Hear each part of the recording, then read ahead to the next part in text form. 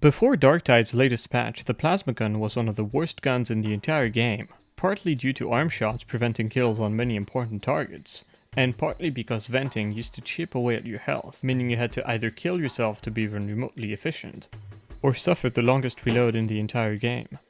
Venting now damages your toughness before chipping your health, meaning it is effectively free. Before delving into things, I heavily recommend using the Crosshair remap mod and using this crosshair.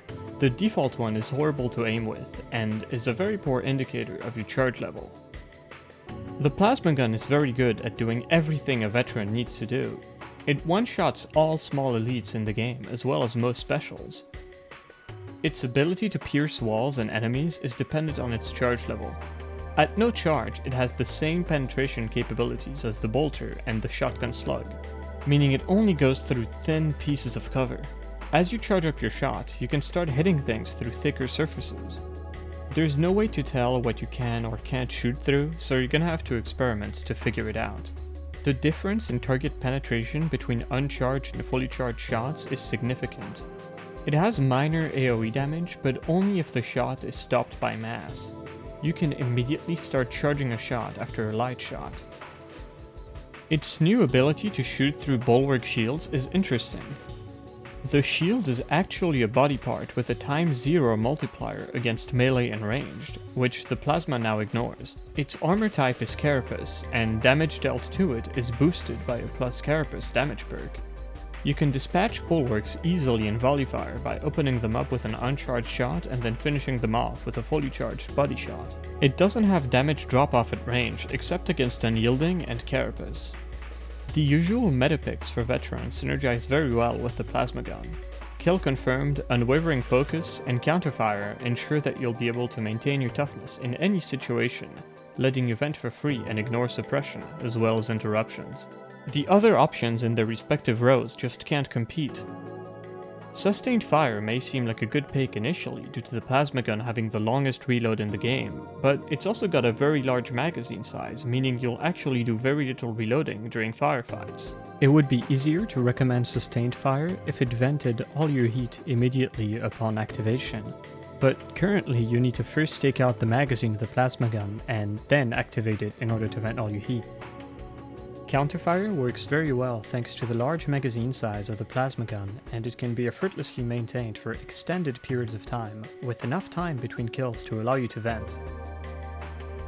The bigger they are is not really worth taking for the extra damage, as you already demolish Ogrins with this weapon, but it does help with keeping volley fire up against multiple Ogrins. If you find yourself dropping counterfire to Ogrins frequently, consider swapping to it. Otherwise, I recommend counterfire. It has a much easier time keeping volley fire up nearly indefinitely, and you can easily take care of an Ogrin in a couple of shots before killing your next highlighted targets, but you might struggle to maintain counterfire when a pack of them show up in a bad position. One after another is a must pick in my opinion to make reloading less painful. Deadshot currently doesn't work with the plasma gun and does nothing. For the second row, you have some options. Here are some reload time comparisons so you can decide if you think tactical reload or one after another are worth taking.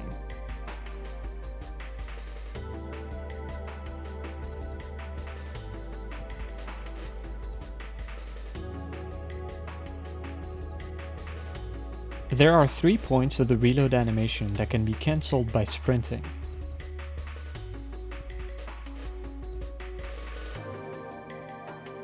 I've mostly played with Demolition Stockpile and haven't really missed tactical reload at all. Sniper can be useful if you fail to gamble properly and are just barely missing a breakpoint. Demolition Team is, as always, the best third row feat, providing nades to zealots, Ogrins, and to yourself, which is especially important if you decide to go with tactical reload or sniper. For the gun itself, I have to discuss some elevated jank before any perk and blessing recommendations. The charge rate modifier is bugged and actually affects the damage you deal with an uncharged shot. This is crucial as it works against you and can make you barely miss an important breakpoint. When your charge rate is too high or too low, you'll deal less damage than if it was somewhere in between. I recommend running flak and unarmored. Unarmored is important to one-shot drag gunners with unarmed shots and volley fire. Last patch removed the arm shot penalty from the plasma gun, but even without it, their arms are unarmored, and they have more health than the scab gunner, requiring a damage perk to get consistent uncharged one-shots and volley fire, both for arm shots and body shots. A god-rolled plasma gun does not need damage against flak to one-tap scab gunners in volley fire. If you don't care about this particular breakpoint, there are other picks. You might still need flak to one-tap scab gunners in the body with light shot and volley fire if your rolls are low. Here is a comparison of breakpoints against important targets. You can go to this timestamp to skip it.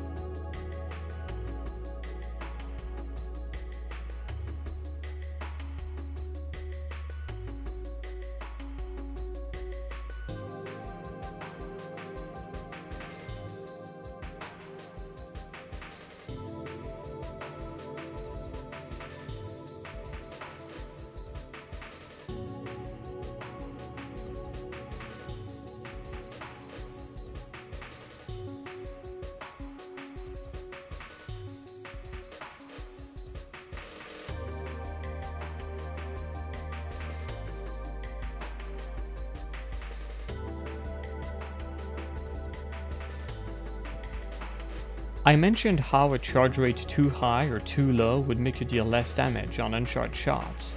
I don't exactly know the ideal charge rate numbers, but after some testing me and one of my viewers did, this is what we found.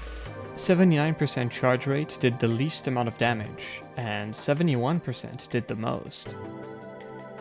69% and below dealt the same amount of damage, which was lower than 71%, but not quite as low as the highest possible charge rate. So the Goldilocks zone seems to lie somewhere around 71%. Volatile, despite supposedly speeding up your charge time, inexplicably increases your damage when your charge rate is too high. But when your charge rate is too low, Volatile actually makes things worse. So if you're barely missing a breakpoint and you have a very high charge rate, Volatile will help with that. Of course, this only works with stacks up. The jank doesn't stop there. Volatile increases the charge speed of light shots,